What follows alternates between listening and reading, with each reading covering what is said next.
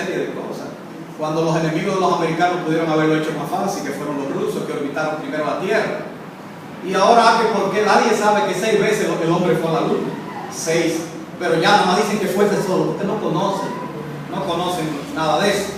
Y yo tuve el privilegio de conocer aquí en Santiago, cuando vino, lo llevaron al Instituto Evangélico, al que murió la semana pasada. Neil Armstrong. Ese señor yo lo vi personalmente, él era cristiano. Y lo llevaron al instituto y nosotros lo vimos hablando y haciéndole preguntas. Él era muy padre, una persona muy introvertida y no le gustaba dar muchas cosas, pero con los jóvenes hacía en las escuelas y esas cosas. Cuando vinieron las piedras de la luna, que yo la vi también en el Dominico Americano, que quedaba casi a una esquina del encanto, ese era el Dominico, ahora está aquí en la estrella de la, pero el Dominico Americano quedaba en la Duarte esquina Independencia, ¿verdad? Ahí en esa esquinita, y trajeron piedras de la luna, era una roca básicamente, y que ustedes vieron la pata de la luna, ¿verdad? Esa pata la hicieron tan grande y tan honda que porque pensaban que el polvo cósmico y la vejez de la luna era tan vieja que cuando entraran iban a hundirse y no iban a poder salir. Y esos zapatos que tenían, y por eso que ellos brincan y diciéndole, miren, esto está suave, no es tan vieja como se decía. Porque hay una teoría que dice que el mundo es gris, pero cuando uno lee la Biblia dice que el mundo no puede ser viejo, no puede tener más de 7.000, 8.000 años. Pero eso es otra discusión. Historia, conocimiento del pasado con base en testimonio. Hay un punto débil en nuestra definición de historia. El testimonio que tiene es confiable. Entonces ahí le agregamos conocimiento del pasado con la intervención de Dios en la historia con base en testimonios. Eso es una definición cristiana, porque usted tiene dos opciones: no deja fuera a Dios o pone a Dios. Yo pongo a Dios. Es una definición que tiene más sentido, porque Dios se ha revelado de una manera tan amplia en todos los tiempos. El argumento filosófico hay de sobra y argumento real también. Yo digo filosófico porque es una discusión hoy en día, lo que se llama del diseño inteligente, o argumento teleológico. O sea, Dios se ha revelado, o como es una mente inteligente, Dios se ha revelado en este mundo de esa manera. Pero esa es otra cosa. Lo que dice un crítico: no puede conocer la historia, entonces no puede afirmar que Jesús no haya resucitado entre los muertos. Si no conoces, la mayoría de los enemigos de Cristo a través de la historia le han cogido con una cosa, con negar la resurrección. Ellos dicen: si yo niego la resurrección, niego todo. Yo no más tengo que negar la resurrección de Cristo, la historicidad o la realidad de que Cristo estuvo, pero como Cristo vino, no hay manera de negarlo. Entonces ellos se meten en otro aspecto que se llama el aspecto de negar la resurrección del Señor Jesucristo. Pero yo le voy a poner 3 ejemplos, bueno, o 2 por lo menos. Hay uno que se me olvidó, por eso no se lo puedo poner, no estoy seguro del nombre. Tengo 2 nombres, pero no estoy seguro. George McDowell, el que escribe el libro Evidencia que exige un veredicto, él se puso a estudiar la resurrección para negarla. Y en su 3er año de universidad, después de estudiar 5.000 horas, le dedicó al tema de la resurrección para negarlo. Se dio cuenta que no podía. Y un moderno, un periodista, premio Pulitzer de periodismo en Chicago Tribune, moderno, Lee Strobel, escribe: su esposa, el Señor la llamó, conoció a Jesucristo como Salvador, y él tenía una cuerda con su esposa, porque el Señor la llamó, la hizo cristiana. Y él dijo: tú verás, te vas a exaltar de tu fe. Y Lee Strobel, periodista renombrado en Chicago, comenzó a escribir sobre la resurrección para destruir todo a la mujer, para que se quedara, para que se saliera de esa cosa, de ese oscurantismo. Bueno, Lee Strobel hoy en día es uno de los escritores que mejor escribe sobre la defensa del cristianismo. También se rindió ante la evidencia. Porque usted tiene 2 opciones: si usted va con honestidad a la palabra, Dios le da respuesta. Ahora, si usted va con necedad, no va a tener nunca respuesta. Es lo que tenemos hoy en día, lo que fue escrito hace 2000 años. Ahí viene lo que se llama la historiografía. Hay 3 cosas que hay que tomar en cuenta para saber si una escritura antigua, vamos a ponerlo así para que no crean que solamente con la Biblia, esto se hace con todo.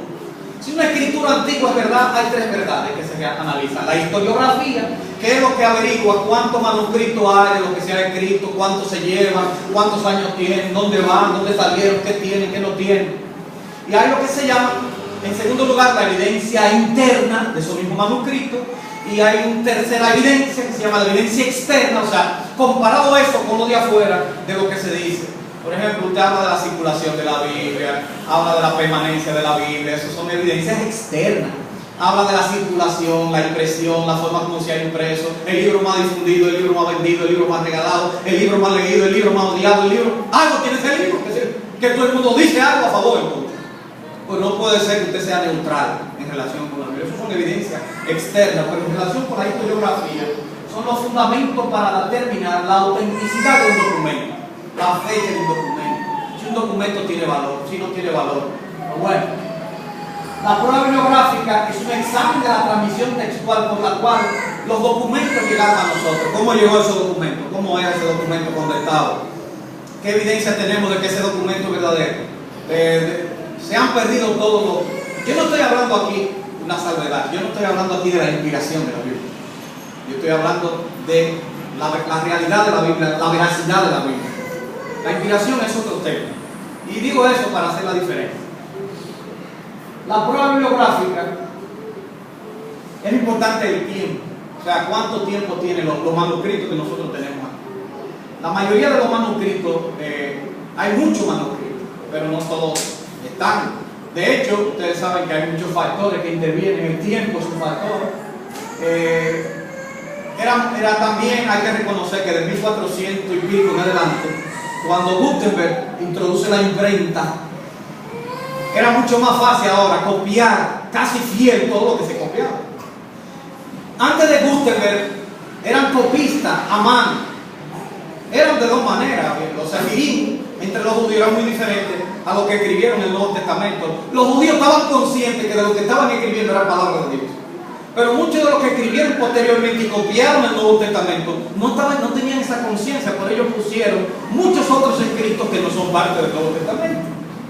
Entonces, es importante que usted vea que los judíos, cuando tenían dos formas, los escribas, para ponerlo en la parte más fácil de decir, pero que los oferim de los judíos otra cosa, pero los escribas tenían una forma, era tener un rollo modelo enfrente, un patrón, y la otra forma era por dictado, es decir, que alguien le dictaba y ellos iban escribiendo, pero en todos los idiomas existe el problema que hay palabras homófonas.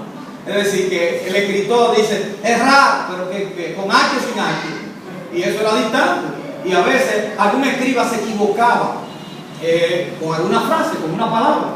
Y muchas de esas cosas pasaron muchas veces así, ya copia. Como no tenemos el original de la Biblia, o sea, el original de puño y letra de los apóstoles, de los profetas, tenemos muchísimas copias testigos. Y eso es lo que yo quiero hablar de la historiografía. Con Gutenberg nació otra cosa, porque ya tenemos una uniformidad, la imprenta cambió todo. Dicho sea de paso, el primer libro impreso no fue la Biblia, pero fue el libro que le dio impulso a la imprenta, vamos a ponerlo de esa manera. Porque ahí Lutero tradujo la Biblia de los idiomas originales al lenguaje vernáculo, al alemán. O sea, fíjense ustedes lo que significaba una nación tener el libro más importante en su idioma, en que habla, en que escribe, en que lee, esa cosa.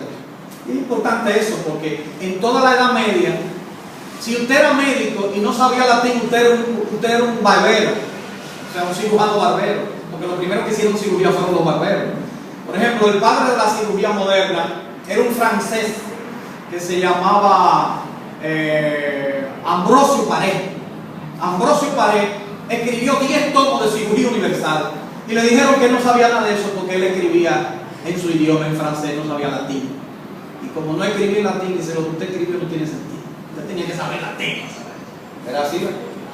Entonces, Lutero agarra y toma la Biblia de los idiomas originales y lo pone al alemán. El idioma alemán es Lutero. Oigan, para que ustedes tengan una idea. Y eso se debe a la Biblia. Muchos idiomas en el mundo tienen cuerpo de idioma porque muchos hombres tomaron la idea de traducir un libro tan importante como la Biblia. Por ejemplo, los 3 idiomas. En España se hablan 4 idiomas oficiales. El castellano, que es el que nosotros hablamos, español, tiene la Biblia, imagínense, hace mucho. Desde Alfonso X el Sabio, en el siglo XI, XII, ya escribió la primera traducción de la Biblia. Uno de los primeros libros traducidos ya en España. Pero también el gallego tiene la Biblia en gallego. El catalán tiene su Biblia en catalán y el vasco tiene su Biblia en vasco. De manera que ellos también tienen su idioma con un brillo al mismo nivel que cualquier otro idioma. De ahí que si usted va a España y va a Cataluña, a Barcelona, en la universidad no se enseña en castellano, se enseña en catalán.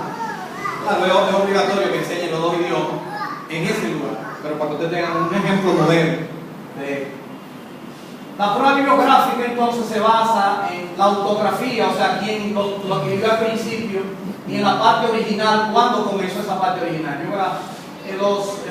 Hay muchos de esos libros, de esos manuscritos, de esos textos que se desintegraron y no los tenemos hoy en día, lamentablemente, pero tenemos muchos testigos y eso es lo que nosotros estamos averiguando, buscando lo que se llama de generación a generación lo que ha ido pasando a través de la historia. Eso es muy para nosotros importante.